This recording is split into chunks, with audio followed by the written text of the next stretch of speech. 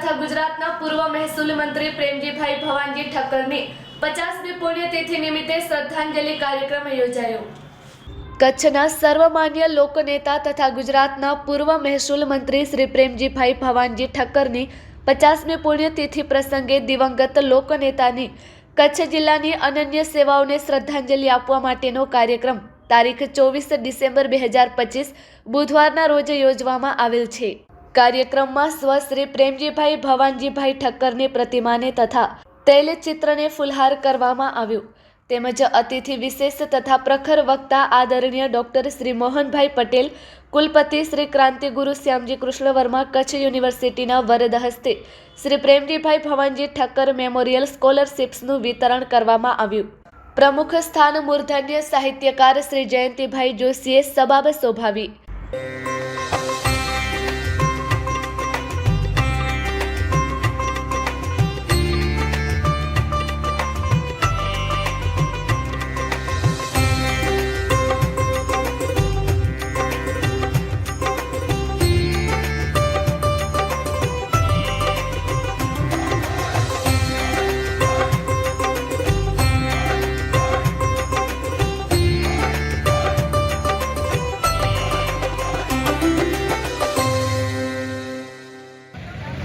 કેટલું અઘરું હશે જીવન જીવવાનું, છતાં પણ પોતે સક્ષમ છે, એને કોન્ફિડન્સ છે કે મારે જીવનમાં કંઈક કરવું છે। પ્રાથમિક શિક્ષક એસએસસી પાસ કર્યા પછી બને, અને એ વખતે શિક્ષક બને છે એ માત્ર ભણાવવા માટે નહીં, પરંતુ સમગ્ર કચ્છની શિક્ષણની ચિંતાઓ કરે છે। માંડવીમાં એસવી વિદ્યાલય, ભાનુશાળી વિદ્યાલય આખા ઊભા કરવા બહુ મોટી જવાબદારી એમને ઉપાડી, અને એ ઉપાડ્યા સાથે એને કઈ રીતે સક્સેસ કરાય, સફળ કઈ રીતે બનાવી શકાય એની સતત ચિંતાઓ કરી છે। ત્યારે એ એસએસસી પાસ થયા પછી એમના મગજમાં એક વિચાર આવે છે કે મારે હું શિક્ષક તરીકે નહીં પરંતુ એક આદર્શ વ્યક્તિત્વ તરીકે વિકાસ પામું, અને એના કારણે 24/12/76 મધરાત્રે હૃદયરોગના હુમલાથી પ્રેમજીભાઈનું અમદાવાદમાં અવસાન થયું। એ એમની પહેલી પુણ્યતિથિ। બીજી પુણ્યતિથિથી આ કાર્યક્રમ, શ્રદ્ધાંજલિ કાર્યક્રમ શરૂ કરવામાં આવ્યો। આજે એમની 50મી પુણ્યતિથિ અને 49મો શ્રદ્ધાંજલિ કાર્યક્રમ शायरे કર્યું છે। बहुत मुश्किल है जिसको जमाना करे ऐसा, यूँ तो दुनिया में मरने के लिए हम अब आए।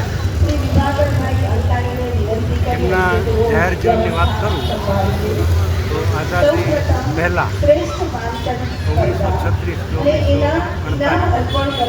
12 વર્ષ, આઝાદી પછી 1948થી 1996 24 વર્ષ, એમ 40 વર્ષની એમની કારકિર્દી।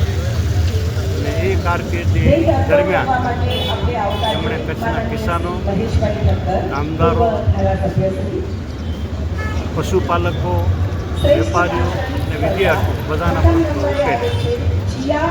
આજે કચ્છના કોઈ પણ ગામમાં જાઓ અને જૂની પેઢીના માણસો તમે મળશે તો તમને કહેશે કે અમારા ગામનું આ કામ પ્રેમજીભાઈએ કર્યું, નંબર 1। તે જ રીતે ગુજરાતના મહેસૂલ મંત્રી તરીકે એમની કામગીરી જુઓ તો ગુજરાતના કોઈ પણ જિલ્લામાં આજ જાઓ તો દરેક જિલ્લાના લોકો એમ કહેશે કે અમારા જિલ્લાનો આ પેટીનો પ્રશ્ન પ્રેમજીભાઈ મહેસૂલ મંત્રી હતા ત્યારે ઉકેલાયો। ક્લેરિંગ એક્ઝામ્પલ, પારડીની ગાંઠિયા જમીન, જુદા જુદા અભ્યાસક્રમોના જુદા જુદા વર્ષોમાં કચ્છના જુદા જુદા ભાગમાં રહેતા વિદ્યાર્થી ભાઈ બહેનોને દર વર્ષે સ્કોલરશીપ આપવામાં આવે છે। એ રીતે આજે 6 સ્કોલરશીપ એનાયત કરવામાં આવે છે।